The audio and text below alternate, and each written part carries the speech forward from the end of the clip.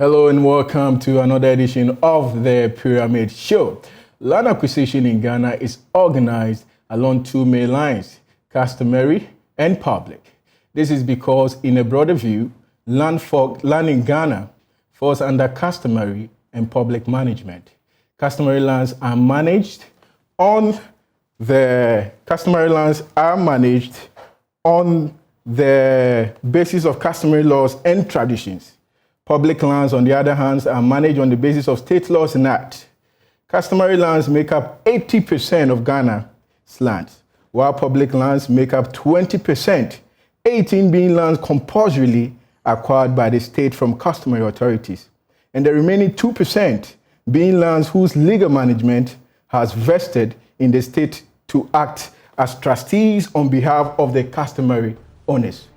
And today, because of your enormous response to our discussion on land, we have decided to dedicate the show that is to you. You are a part of today's show. We shall be opening the phone lines early before the time so that you can have more time to also bring us your submission. Again, this is the Pyramid Show. We'll be taking a break. The show returns shortly. Hello, welcome back to the Pyramid Show once again. My name is Emmanuel Owusu. As mentioned earlier by me, I said today is a special dedication for you. By your enormous response, that is via text, Twitter, and our social media handles, we've decided to give you the show today. And how are we explaining that? We are going to do so by revising and revisiting most of the questions that you sent in that we couldn't look at them. So today we shall be lifting a few of the questions that we believe is going to answer majority of your questions. And again, on the WhatsApp with the interactive segment, you should be sending in your experiences, your thought as the discussion unfolds. Anything you think probably we've not mentioned and you have an issue with, remember to send us a WhatsApp message on 0500 180 697, 0500 180 697. On Twitter, we are the Pyramid_Show. Follow and remember to leave your comment there. Now, joining me on this discussion, our favorite man, Mr. Wintima Anaba, the CEO for Rebus Limited here in Accra, a renowned property consultant. Mr. Anaba, thank you for making time to be part of the show today. It's been great response from our viewers, most of them, even after the conclusion of the show, still asking questions. And we've decided to pay attention to all those questions we could not answer. Now, the first question that is coming from Gideon in Accra, and he says, my family land has been taken in the Western region by the government, and our family head keeps saying the compensation has not been paid. So that's Gideon. Gideon saying that his family lands in the Western region was taken over by the government, and as of now, the family head which you're paying is saying it's not been paid. And Gideon is troubled by that. Thank you for having me. Anytime we talk about compensation issues, first of all, we have to understand what kind of transaction government has entered into with the person saying that. There are so many transactions government will enter into to be able to determine what kind of taking it is. Most of the people know about compulsory acquisition, but there are about 5 or more of them. So, for instance, we have vesting, we have easement, we have temporal occupation, we have a sale, we have or a purchase, we have a gift. These are all things that government can take control over your property. So come to think of it, if it is vesting is whereby government takes property from someone and vest it. So government become the trustor and the person become the trustee. And government will always operate with that power given to it to make profit, and whatever is due to those people are given. So when land is investing, well, that is what happens. So that's what happens when government acquires a land through vesting? Yes. Okay. Yes. And there's something I have to also make it clear. When it comes to vesting, the 1992 Constitution has abolished it in a way. You can't vest family lands and you can't vest two lands anymore. It is not accepted. Okay. Okay. Okay, so you've mentioned vesting. Any other means of acquisition that the government can take lands from, Ghanaians? For instance, easement. Easement, yes. Easement is whereby government takes portion of your property and use it for the public good. So an example of easement will be land that is taken for our transformers. When you visit areas, you see that by the roadside, you see these transformers on someone's land.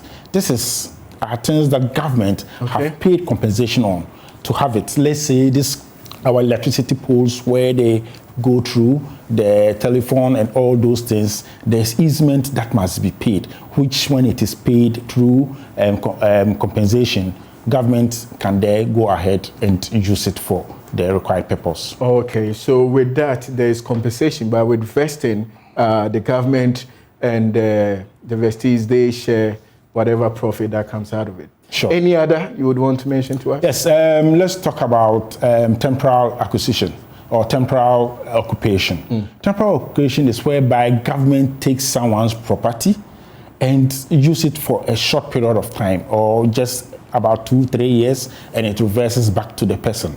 In this instance, what happens is that government pays rent, but not compensation. It is rent that it is paid. For instance, let's look at the cathedral that is being built.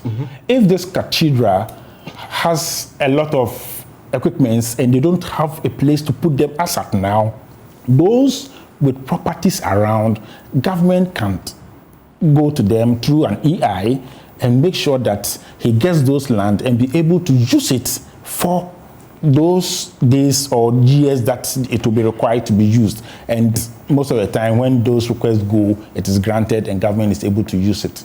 Is there anything like compensation for that? No, it's rent. Government rent. pays rent. So in this term, it's considered as government renting. Renting. So the government is going to pay for it. Yes, government is going to pay for it, but through renting. Okay. Process. So you've spoken about easement, vesting, temporal occupation. So any other you want to touch? Let's talk about compulsory acquisition. When we talk about compulsory acquisition, this is whereby government takes land from another person without the person's consent. Wow. So government does not really need your consent to take such a land and use it for public good. So the underlying principle is that it should be for public good. If it is not public good, government cannot take that land. And when we talk about public good, we are talking about public health, we are talking about public order, we are talking about public morality, we are talking about public defense, we are talking about town and country planning. So if I say town and country planning, if government sees that they will need to put roads, they will need to develop an area, and government takes it, it is compulsory acquisition, and those things are done, and you are paid compensation. So those compensation processes too are there. That we goes to the land valuation division, who will estimate it and be able to tell government how much it should cost, and those ones are paid. Okay, so let me come in with this. You've seen the Pokoya interchange construction ongoing, and the earlier picture, the arrangement, the settlement arrangement, it was a narrow road as compared to what we are seeing now. A lot of buildings had to go down. Those who were affected, the victims, how would you term that? With that road, what happened was that some years ago, government took it and paid compensation for it. But government intended to do 5 lanes going and 5 lanes coming. But when they were going to construct, they only did 2 and 2, 2 going and 2 coming. So there was excess land. And because there was excess land, others took advantage of it and started building on those parts of the road. Now government wants to do the 5, and those ones have to be broken. So you will not get any compensation from government, because you should have known better that that was part of government's land. As far as government has taken it under compulsory acquisition, you don't have the right to take it unless it is not used for the required purpose. So government must indicate the purpose the land is going to be used for. But even when we talk about purpose, that place too, there are a lot of definitions that we must understand to be able to get it. I think for this program, let's leave it here. Yes, I understand the example you've given, but instances where You know, in our part of the country, of the world, we even develop before we plan. And we've seen a lot of such, incidences. In the case where the settlement is developed before even the government with the town and country planning decides to make allocations for where the major roads will be. And I've already bought the property and the government now wants to expand the road. What happens? So what happens is that there will be engineers who will determine where the roads are supposed to be, where other things are supposed to be. So they will go to government, tell government that, look, if we have to place a road, it must go this direction. And if that direction, your heart is sitting on that direction, then you fall under the compulsory acquisition. Government will come, take it without your consent. Government does not need that consent from you. Take it and be able to pay you compensation for it. So even if you are an individual and your land must be taken, it will be taken and compensation will be paid. And the Constitution is clear on that. It must be paid. If it is not paid, you can go to court and it will be reversed. Okay. So we understand. You've mentioned compulsory acquisition, temporary occupation, vesting, and easement. Just these four? No, there are some more.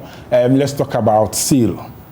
It is possible for government... You mean purchase? Yeah, purchase. If somebody is selling and government can purchase. So if somebody is in the process of saying, no, this is my property, I want it to go, government can come in and purchase it and pay for it.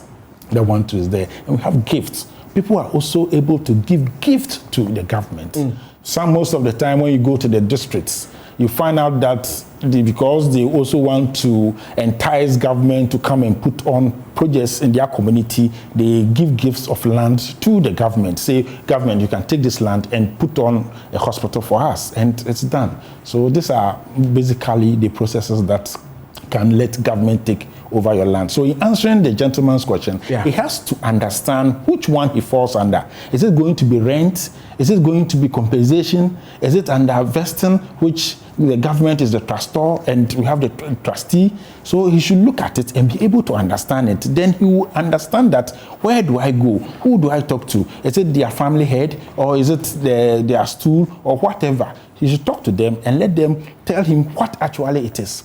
Okay, so you also get to send me a message on our WhatsApp 0500 180 697, 0500 180 697. On Twitter, we are the Pyramid_show. Remember to leave your comment, your experience, and we shall be reading them at the interactive segment. So Gideon, you need to come back again. Let us understand what was the circumstances under which your land in the Western region was taken by the government. Then we can give you a clear direction. Mr. Anaba, you've spoken well, mentioned all these ways that the government can acquire, lands from its citizenry. Now let's look at the compensation. What influence or determine the compensation? The compensation, it has been spelled out by the Constitution. There are rules that you must follow to be able to get your compensation. As I said, when government takes it, because government cannot just say that I'm paying so and so amount, it will give it to the body that is in charge of valuation in the country, which is the Land Valuation Division, which will go to the property with the person's architects or maybe surveyors or valuers, go with them to go and assess whatever government has taken and to be able to determine how much government should pay. And the Constitution says it must be paid prompt. Prompt? Yes. Is that the case? Yes, it is. Is that the case? Yes, it is. In most times, it is. It is. It is paid. It doesn't take a longer period? It doesn't, because if it takes a longer period, you can go to court.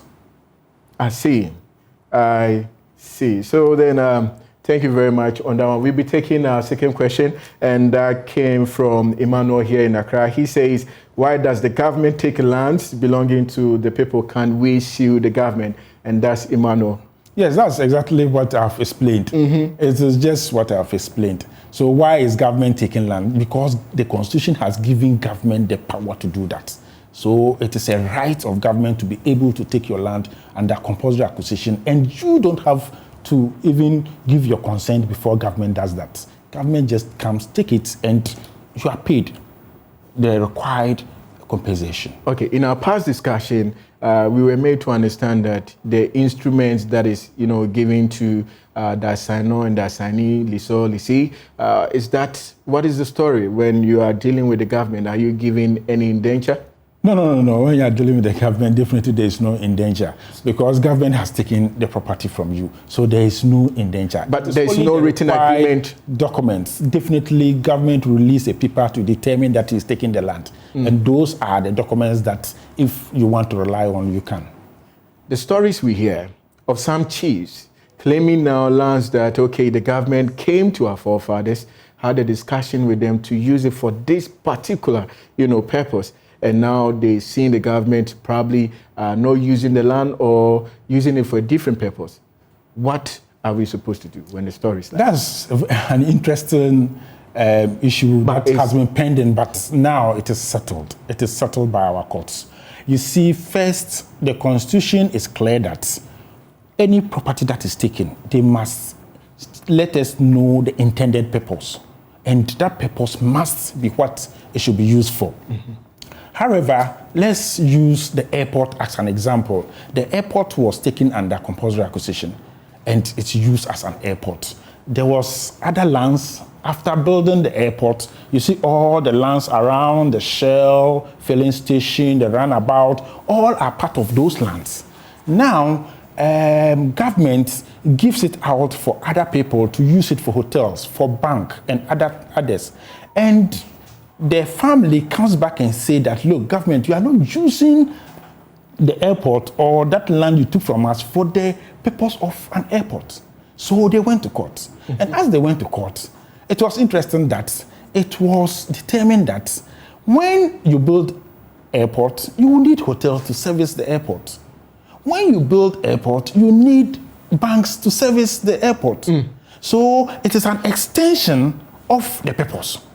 So it still falls in line unless it deviates totally. Yes, and that's what I'm talking about. Then you get a lawyer who will take through the processes and you are able to get your land back. I see. Okay. So on that note, let's move on quickly to our third question, and that is Charity all the way in the United States, and she's saying this deed my signature is on, but I don't remember ever signing that particular indenture. Please help me. So she says that there is an indenture. She's probably bought a land or something, maybe a transaction like that went on. And she finds her signature. They've presented it to her. This is your signature. And she doesn't remember anything like that. How is she supposed to go about it? There are ways. There is this Latin word that is called non-ist factum. Non-ist factum means that this is not my deed. This is not the document I signed. So he can get a lawyer. The lawyer will take that plea to the court, and definitely the court will look into it. But one principle that she must understand is that she shouldn't have signed that under carelessness or negligence. So she should be sure that she did not. But if she knows for sure that she did not sign that document, then it means that she can call for that plea, and any lawyer who understands these things will be able to take her through. And one thing that I would like her to also know is that when you have a document and you think that you were not the one who signed it, you should be able to take time and go through it. Go to whoever saying that you signed this contract with me and have a discussion with the person. It might be just a mistake of fact or something. So I think she should do that. Okay, so the social media handles are the pyramid_show on Twitter and on Facebook. That is 360mediagh.net. On YouTube, the Pyramid Show-GH. You are watching live the Pyramid Show here on Joy News, your favorite channel. Our discussion today, we pay attention to the many questions that you've been sending in the previous week that we could not address them. So if you've not done yours yet, remember to send yours through our WhatsApp number 0500 180 697, 0500 180 697. So we move on to our next question, and that came from, that is Philippine Techiman, and it's an interesting one. He says, I bought a land from my village chief, and he says no document, but made me present some items. How do I register? So he has purchased a property? He's purchased the property. And no deed given to him. Okay, from the beginning of our presentation, I think last 2 weeks, we mentioned that when there is a land transaction, there must be an instrument, there must be an indenture. But that was the general rule. There are exceptions to every general rule. And when you look at, I think, Section 34 of the Lands Act, it indicates that every transaction of interest should have a written document. They should be written. It's something that is required. After that, when you go to 36 of the same Act, Land Act 2020, it also says that, but there are exceptions. What are the exceptions? One of the exceptions is that when such a thing is given to you under customary interest or customary transfer, you don't need it to be in writing. So the gentleman getting it from the chief, if only they perform certain rights, because the law is also straight on that. It says that first, there must be negotiations between the parties. Secondly, there must be demarcation. So in this instance, it's not site plan, because the earlier one we're saying you take the surveyor there, he picks the coordinates. In this instance, there is no coordinate picking. There is nothing of that sort. What is done is that you go to the location where you want to sell the property or grant somebody that property. You go there and it's like from this mango tree to the other neem tree to the river and back to the mango tree. It's what I'm giving to you. So then everybody knows the demarcation. There is discussion about consideration. Then there must be witnesses. And it must be under an event. There must be an event whereby all those people who will be there will be witness to it. So when you say an event, you mean a deba? Yes, it depends. It depends on the community. Every community has their culture and way of doing things. Others might just meet in front of the chief's house and cola is exchanged and all that. Others too will go to the land and a rite is performed, maybe they pour libation. So it depends, it differs from the society that you are talking about. So we are making it general that there must be an event. So that is what we call the event. So the event must also happen. But whenever one of these doesn't appear, it doesn't amount to a sale. It's just like the contract. If you have a contract, you should know that every principle in a contract must appear to bind it. So in this instance, if you don't have all this thing, it will not hold up to it. It will not. So that is how it is done. And when it is also a gift, because the person did not mention whether it is a gift or a seal. When it's also a gift, we have another way of dealing with a gift. When it is a gift, first of all, there must be negotiations, as usual. There must be an event, and it must be published, because everybody who comes at the event is a witness. It's just like engagement. The family members come around to witness the two parties getting married. So that is how it is done. Let me bring in this case. There was a case. Okay, so you'll be bringing in this case, but we'll be taking a break here. So the show takes a break here. We return after this.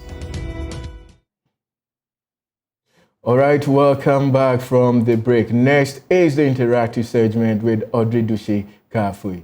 Thank you, Emmanuel. So on our interactive segment, we're soliciting for your concerns with regards to your land registration. Today is your day, so keep sending in your comments and we'll attend to all. So our first comment comes in. Thanks for the clarity, a pleasure. But I would like to ask about the demolition along the roads. Is the road extension all the way to Nsaum, or is just to Suhum, or is just to Nsaum? Please help me, because I just bought a land along the Nsaum-Suhum road.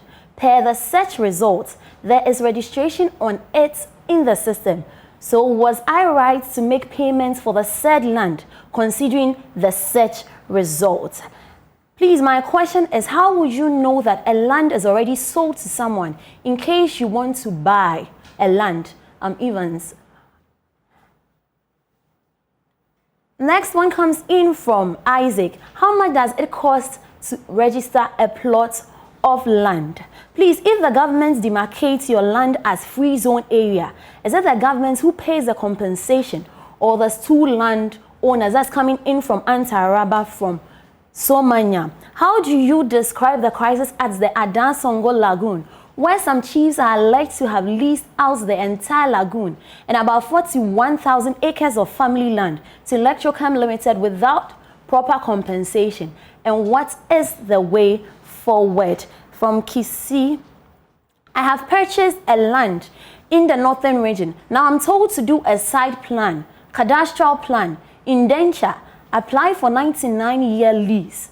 All these costing even more than the costs of the land. How important is this process? And what is your advice as far as legalizing my ownership of the land? From Ibrahim. Next comment, who controls how much should be taken from the indenture? Is it the discretional based, or is it discretional based on the chiefs? That's from Bosompem Accra. If I have a lease document of 99 years and it expired, what happens next? If renewing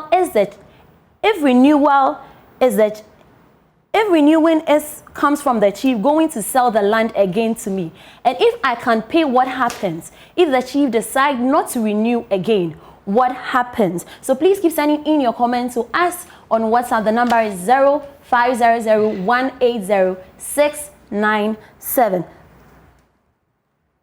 So that will be all for the interactive segment. Thank you so much, Audrey Dushi Kafui. Anaba, we are back here. Let's try and solve these problems of our viewers. Let's look at the Ada Lagoon story coming from Kisi. We would say alleged because we don't know the truth of what he's saying, but he believes that the chiefs have given out the lagoon to a company and stories with it. Yes, if the chiefs have given it to a company, and there is no any compensation that is required to be paid, because it's a contract between the chiefs and whoever they have given the lands to. So whatever have been agreed between those two parties to be the consideration is what to be paid to the chiefs. So with this, we can't say much. We can't say much. Say about it. Let's look at the consideration. Now, the very first message that came in, there was no name to that, but his concern is that he just purchased a land along the Insawem Suhum Road, and looks like the government is coming for it. According to him, he did his church, but they didn't tell us the registration name he found. I think that should have helped, whether it was in the name of the government or, let's say, the chiefs. But he says he did a search and he's been registered. And his concern is that the government is coming for it. Yes, the government will go for it. Definitely, if he had done a good search, not unofficial search. I always say official search. He would have gotten the information that that portion of the land has been given to the government, and he is not supposed to build on that portion of the land. Okay, so now Bosompim said, who controls how much is paid for an indenture? I mean, just like said this before. Asking who controls the price of onion in the market. It depends on whoever is selling the onion. We will decide that my basket of onion is 1,000 Ghana. Another person will say it's 50 Ghana. So you determine who you should buy from. That is why I always say when you are getting a property, make sure that the negotiations are done. When you go and you're asking questions, you can ask all this. Okay, this is the land. We have agreed on this land. Let me know, how much do you charge for indenture? How much do you charge for this? How much? So you put all together to understand that is it reasonable for you to go into this? Even sometimes there are people who are claiming to be taking care of the land. I don't want to use the word laggards, but like taking. So there's a caretaker. It has become like a norm that at least they have taken care of the land for some time, and you are required to pay some amount. If you don't even take time, you build and go, and the next day they go to break it down, which is very bad. But what will you do? I'm saying that if you get to even understand how much you are supposed to pay and you have your peace of mind on all that, it helps you before you start throwing money in. If not, you throw this money, then they talk about this money, then you throw this, then now you are stuck. You have not been able to get your documents, and part of your money too is gone. I believe this answers what Ibrahim said. Ibrahim says he bought the land in the northern region. He's now being told to pay for the site plan, the indenture, and a whole lot of other things. And to him, the surprise is that it's even costing more than the land he bought. Yes, it will cost. You should also know the kind of venture you are going into. You see, now it is required that you do a barcoded site plan. And I've told you that when you are doing a barcoded site plan, you are supposed to make some official payments. And you are also supposed to pay the private surveyor who is doing the work. And it differs. A private surveyor might be charging 1,000. Someone will charge 2,000. So you look at all these things and determine who should do it for you. It's not a must that this is the surveyor who should do it for you. So you talk to the surveyor, then you ensure that you and the surveyor have come to understanding that how much are you going to charge me to get me the barcoded site plan? Because in the process of working on the barcoded site plan, you are required to even pay for original number, which you pay and it is receipted. So all these things are issues that he has to understand. But he should also know that if he doesn't do the indenture, if he doesn't do the barcode, it will not allow him to be able to register the land, because they are all requirements by the Lands Commission before you are able to register the property. So he should know that it's a requirement. It's a requirement. But I think his concern was the cost involved doing that. Yes, as I said, the cost differs. Okay. So you talk to the person before the person starts the job. Now, when it comes to indenture too, somebody might be doing an indenture for you and charge so amount. Some will also do it and charge a different amount. So it is very difficult to sit here and just say when an indenture is being done, we charge this so amount. There are times even when indentures are prepared, the person might take even 5% off their consideration. The consideration. And you can imagine, some goes about 10% of the consideration. So you can imagine that. The excitement on your face is what baffles me.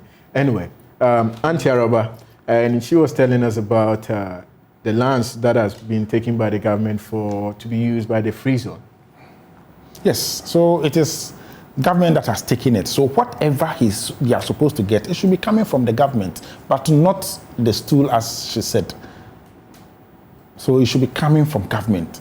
Government has taken those lands for that purpose. So definitely they should be compensated in that manner. Okay, I think that brings us to the end of the questions that came in today. So let's go back to our discussion with the Techiman Philip. And Philip said, I bought a land from my village chief, and he says no document, but made me present some items. How do I register? So I think you had explained to us the point where you made us understand there should be witnesses. That is something like a deba, a lunch, and sorry, I had to catch you. Yes, so when it is a gift, we spoke about the seal, now we are talking about the gift. As I said, when it is a gift too, there is a procedure that it must follow. If it doesn't follow, it is void. And that procedure is there should be negotiations. There should be publication, like people must hear. There should be witnesses to the whole deal. And it must be happen under a ceremony or a, what we say, an event. There should be an event that such a thing will happen. And I have already told you that when it comes to certain custom, there is something they call guha. And if I want to explain what guha is when somebody is trying to transfer or grant a gift to another person. What happens is that first, the negotiations will happen. Secondly, they will talk about publishing it for everybody to know. Then on the date that the event will come on, should be part of the publication to everybody. Then people will come and meet on the land.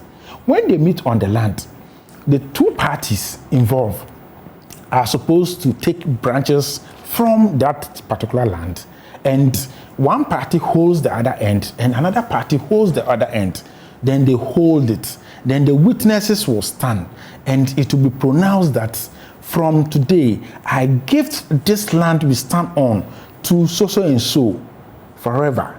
Then that branch is broken. Then it means that there is a contract between the two of them. A gift has been done, and there must be payment of thank you, which we call asada.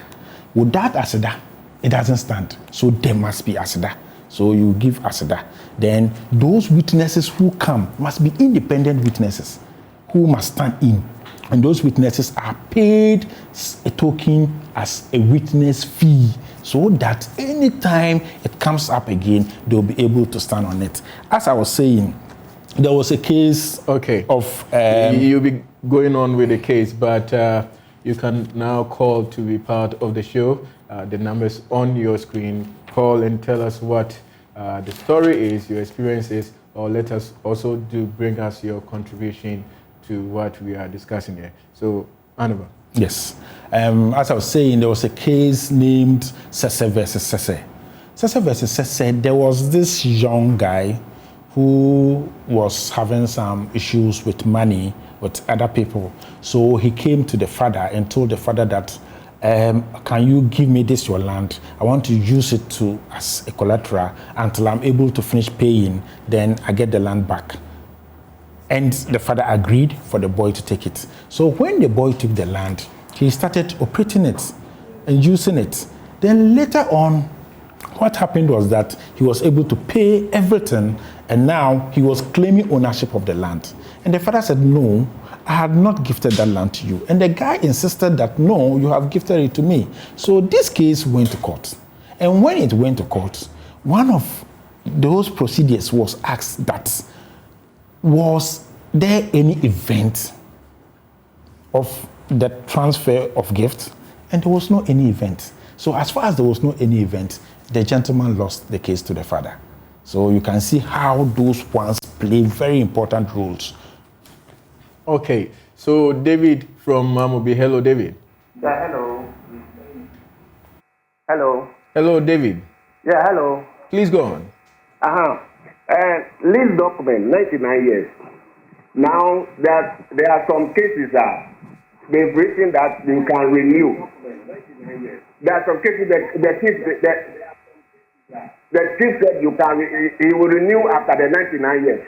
Now the 99 years has expired. If is the chief going to sell the land again to me? And if he said maybe 50,000 Ghana cedis and I can't pay, is he going to take over my property? And if I can pay and I pay, hello,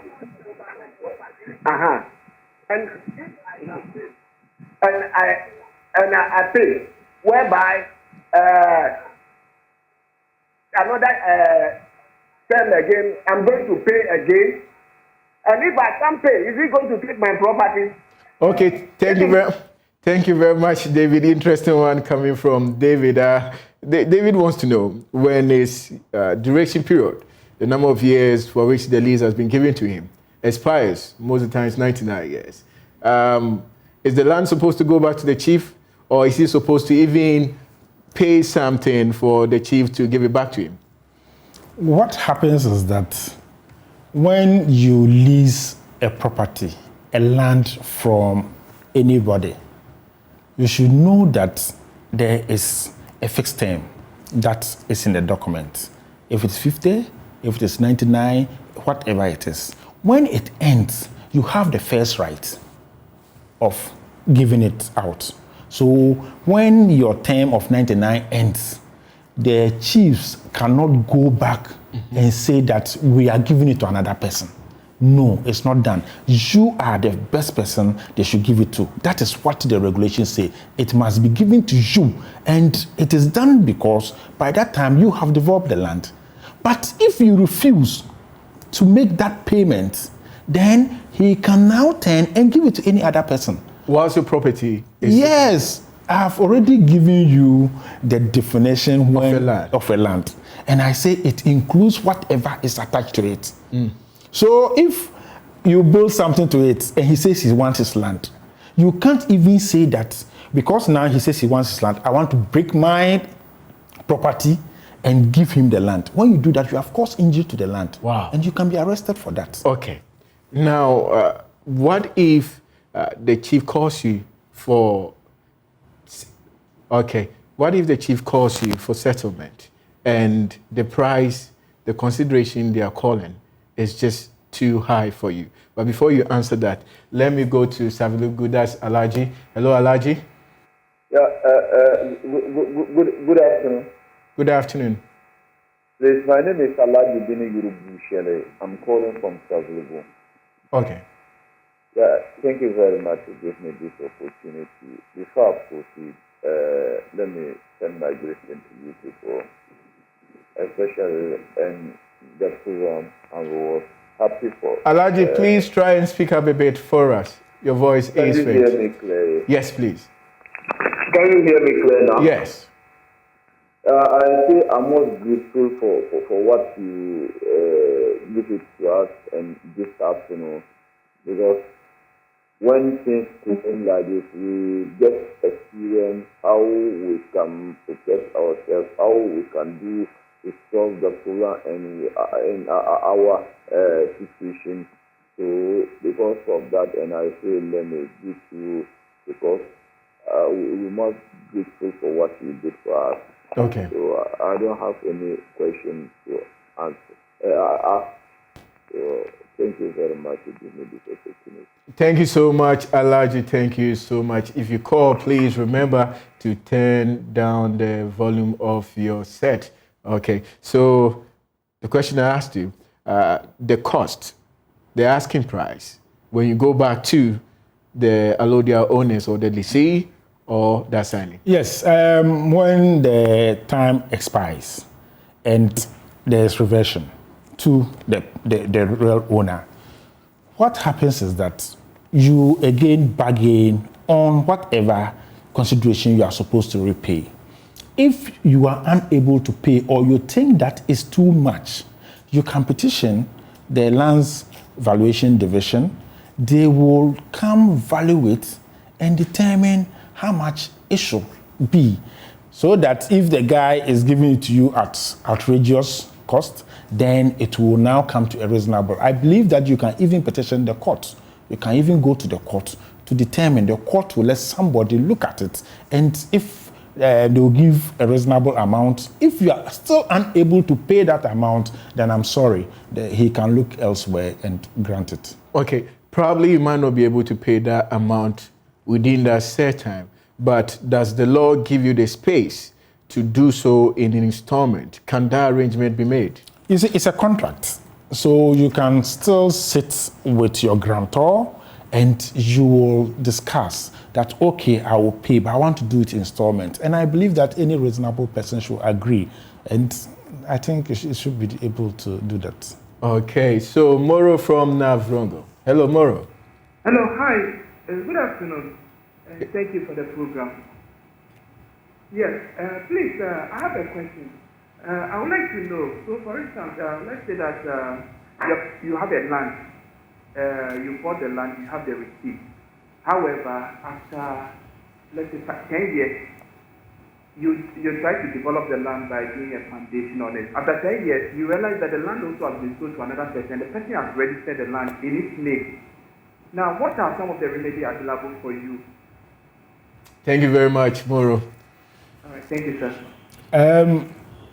First of all, he didn't tell us if there was an instrument involved. As I have said, land transaction must have an instrument involved. In this instance, there is no instrument, so we don't even know the terms agreed by both parties. Mm-hmm. But let's go on to try and answer his question. You see, because he has a receipt, that indicates that he has paid. Then that means there was a payment transaction. But you see, a receipt does not bring details of a land. It doesn't show dimensions, it doesn't show a site plan. So it will only show that, yes, we did business and I paid you this amount. So he can get a lawyer to fight this case for him, to get his money back. But it will be unfortunate that if he has no instrument, he can't go and claim for it. The person who has the instrument now has rights over him. Okay. Hello, Nate. Hello, good afternoon. Good afternoon, sir.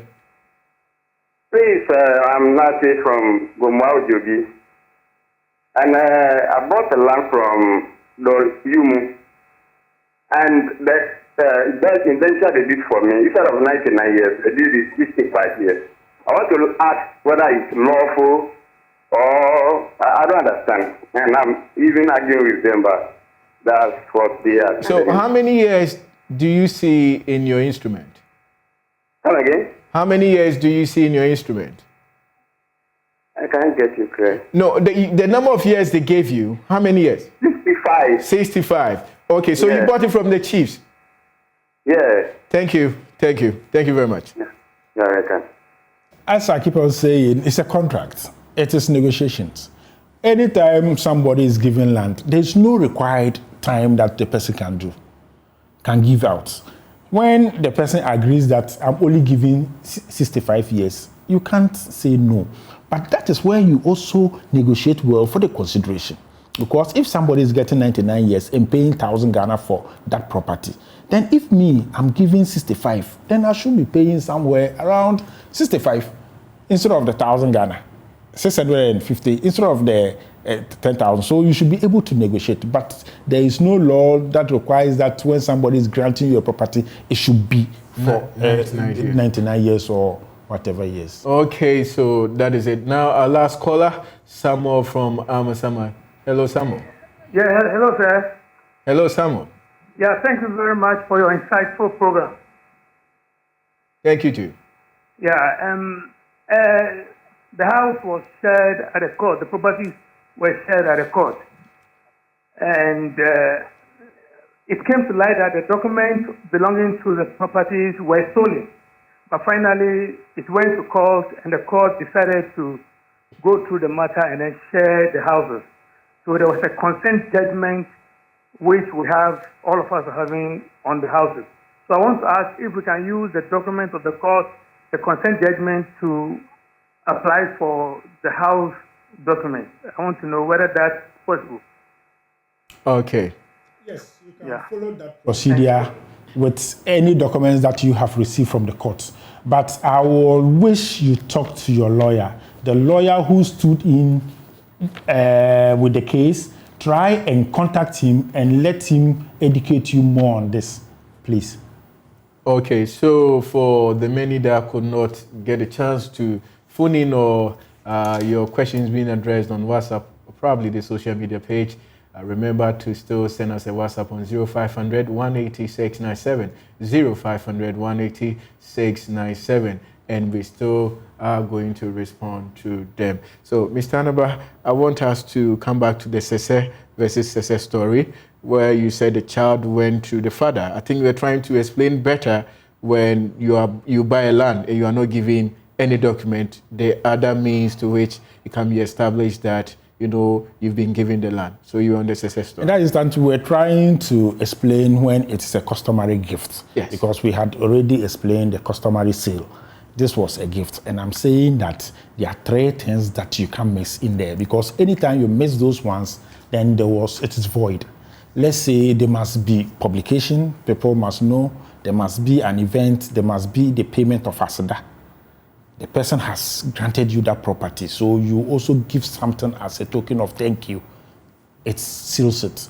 As I was saying, with that case, when the gentleman took the property from the father, his intention was that, or in his mind, he thought his father had granted him the land forever. Until the father tried to take back the land, and he said, no, you have granted me the land, so why are you doing this? Because under customary law, when you grant me a land, you don't need to prepare any documents. But when they went to court, because when the court asked, was there a ceremony? Was there an event for that purpose? No. And because it was no, that means there was no customary grant in a gift. So with that, now this was what was observed. I have no document to, legally go to the Lands Commission to begin my registration process. So how do I register the land? Yeah, it's very simple. If you really want to register, because in those places, if you don't even register, there are no issues. But if you intend to register, you just do a declaration indicating that, yes, per this process, per this tradition, per this custom, this land has been granted to me. And when you do the declaration, just get a surveyor to be able to do a site plan for you, attach it to the declaration, Lands Commission will go on and register it for you. Okay, so before we leave, your final words? A lot have been said. My final words has been always the same. Yes. Because it's so important to me. It is very important to me because if you miss that, everything goes wrong. You have to do your due diligence well. Your searches must be done well. You have to investigate about the property you are trying to acquire. You have to know the purpose you want to use it for. You have to know all this before you start making payment. If not, you make payment and now you'll be running after them and they'll be bluffing you. Okay, so that was from the renowned seasoned property consultant, Mr. Wintima Anaba, the managing director for Rebus Limited here in Accra. Thank you so much for being a part of the show. Again, we are not done. You can still send us your problems, your issues on the WhatsApp number 0500 180 697, and we shall be addressing them. Thank you so much. We'll be coming your way same time next week. Bye-bye.